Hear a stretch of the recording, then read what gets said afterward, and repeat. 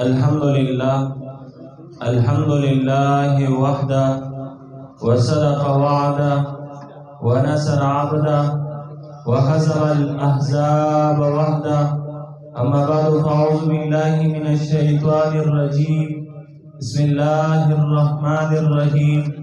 إنما يخشى الله من عباده العلماء.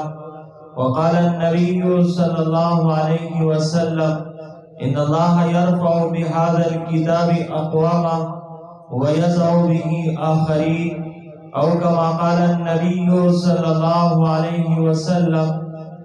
درود شریف پڑھنے سلام.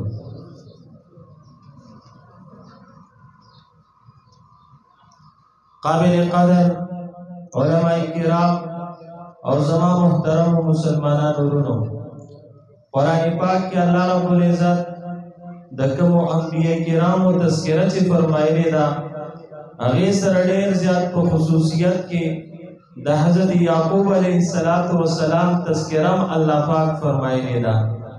د یعقوب علیه السلام بل نوم اسرائیل لی او د بنی اسرائیلو په نوم سره د دنیا د تاریخ کومه غټه قبیله تېره شوې ده، د حضرت یعقوب علیه السلام د نسل سره تعلق ساتي. دا د کم عظیم خاندان سره تعلق لرونکي وو. تاسو د دې نه اندازه ولګوئ چې قرآن پاک په 14 مقاماتو کې کم او بیش د هغوی تذکره کوي. د دوی والد محترم حضرت اسحاق علیه السلام جلیل القدر پیغمبر دی. تر حضرت اسماعیل علیه السلام عظیم الشان پیغمبر دی. نیکه حضرت ابراهیم علیه السلام ابو الانبیاء د انبیاء کرامو پلار دی. خپل زوی حضرت یوسف علیه السلام لوی عظیم الشان پیغمبر بچی دی. د دې نه علاوه بنی اسرائیلو کې په زرونو څومره انبیاء کرام چې راغلي دي، دا ټول انبیاء کرام د حضرت یعقوب علیه السلام اولاد دی. قرآن پاک ذکر کوي چې د حضرت یعقوب علیه السلام د زنکدن وخراله نو بچی یو خوابل خوازان نکینول، او د زنکدن په وخت کې چې انسان کومه خبره کوي ډېره زیاته د تاکید نه ډکه خبره وي. عامو حالاتو کې د خیرخواهي خبرې ته نصیحت ویلی کېږي، او کله چې آخري د مرګ په وخت کې کوم نصیحت کېږي نو شریعت هغې ته وصیت وایي. وصیت د تاکید نه ډکې خبرې ته ویلی کېږي. حضرت یعقوب علیه السلام بل بچی د ځان نه ارد گرد کېنول او تپوس ترې دا کوي چې زما نه پس به عبادت د چا کوئ؟ د یو الله عبادت به کوئ او که د الله سره په عبادت کې شریکان جوړوئ؟ سوال پیدا کېږي چې داسې بچي چې د هغوی پلاران نیکونه ټول انبیاء کرام دي، خپله په هغوی کې د مستقبل انبیاء کرام ناستي دي، لیکن حضرت یعقوب علیه السلام ته د مرګ په وخت کې د هغوی فکر د ایمان فکر دی او د توحید فکر دی. او موږ او تاسو چې د دې فتنو په دور کې زندگی تیرو، تاسو یقین وکړئ د پیغمبر علیه السلام په احادیث مبارکه کې پوره یو موضوع د فتن په نوم سره ده، او محدثینو په دې باندې ځان له د کتاب الفتن په نوم سره نومونه لیکلي دي او کتابونه یې جوړ کړي دي. هغې ته چې انسان کینی او یو حدیث لولي نو داسې محسوسېږي چې د فتنو دغه دور او زمانه شروع شوې ده، او اکثریت پیشنګویانې چې پیغمبر علیه السلام د قرب قیامت ورکړي دي، هغه پیشنګویانې نن ښکاره شوي دي. نو په دغه دور او په دغه زمانه کې زمونږ او ستاسو بچې چې زمونږ او ستاسو په ماحول کې او زمونږ او ستاسو په غېږ کې لوی شوی دی، موږ سره د هغوی د ایمانونو فکر او سوچ ولې نشته؟ بیا زما محترم مسلمانان ورونو، قرآن پاک به حیثیت د یو لوی نمونې لقمان حکیم هم ذکر کړی دی. په دې خو بحث شوی دی چې آیا لقمان حکیم پیغمبر او که پیغمبر نه و، خو دې کې هېڅ قسمه شک او شبه نشته چې د انسانیت د تاریخ عظیم ترین پوه او حکیم انسان تیر شوی.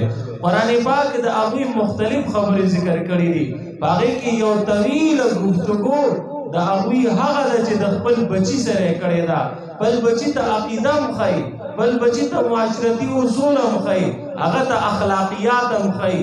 لقمان حکیم دا تذکره قرآن پاک الله مونږ ته په دې حیثیت باندې ذکر کوي چې تاسو د خپلو بچو سره د ایمان مذاکرې وکړئ، تاسو خپلو بچو ته د شریعت او د اسلام اصول وښایئ.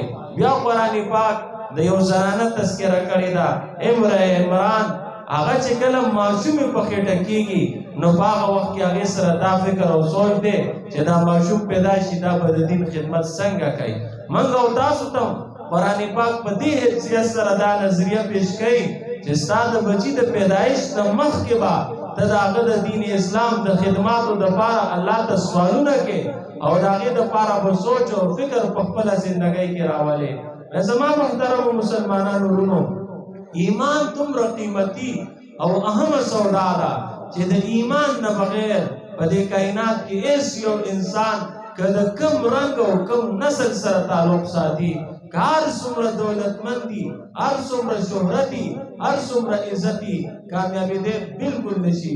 ورځ د قیامت باندې د جنت فیصله د ایمان په بنیاد باندې وکیږي. که یو انسان سره ایمان او بیا به ته جنت ورکولی کېږي، او که یو انسان سره ایمان نه نو په دغه صورت کې به انسان د ایمان نه د محرومتیا د وجې نه د جنت نه محرومه پاتې کېږي. او دې دنیا کې که یو انسان هر څومره د خیرخواهي کارونه وکړي، هسپتالونه جوړ کړي، خدمت خلق وکړي، لیکن تر څو پورې چې دې انسان سره ایمان نه وي د ده دا ټول سعی او محنتونه او کوششونه دا بس صرف او صرف په هوا کې والوتل او دې انسان ته جنت په دې باندې نه ورکولی کېږي. په دې حیثیت سره پکار دا ده چې مسلمان سره د ټولو نه زیات فکر د خپل بچي د ایمان، د هغه د عقیدې او د هغه د نظریې. لیکن د افسوس خبره دا ده په دې دور او په دې زمانه کې هر پلار سره د خپل بچي د کوټې فکر شته دی، د خپل بچي د ګاډي فکر شته، د خپل بچي د مال او دولت فکر شته، د خپل بچي د نوڼۍ او د خوراک فکر شته، د خپل بچي د واده او د حالۍ فکر شته، د خپل بچي د نوکرۍ او د هغه د تعلیم فکر شته. خو که په معاشره کې فکر نشته دی نو صرف او صرف د ایمان فکر نشته دی. گویا دې مسلمانانو ته دا ایمان د سره اړو سرمایه ښکاري نه.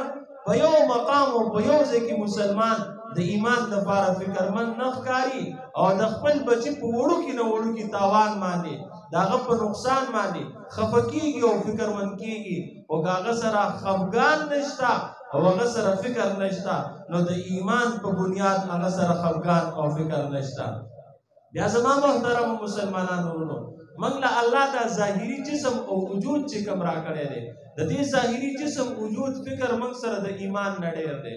موږ باندې چې معمولي شانتې تکلیف راشي ښه نه ښه ډاکټر ته ځان رسوو.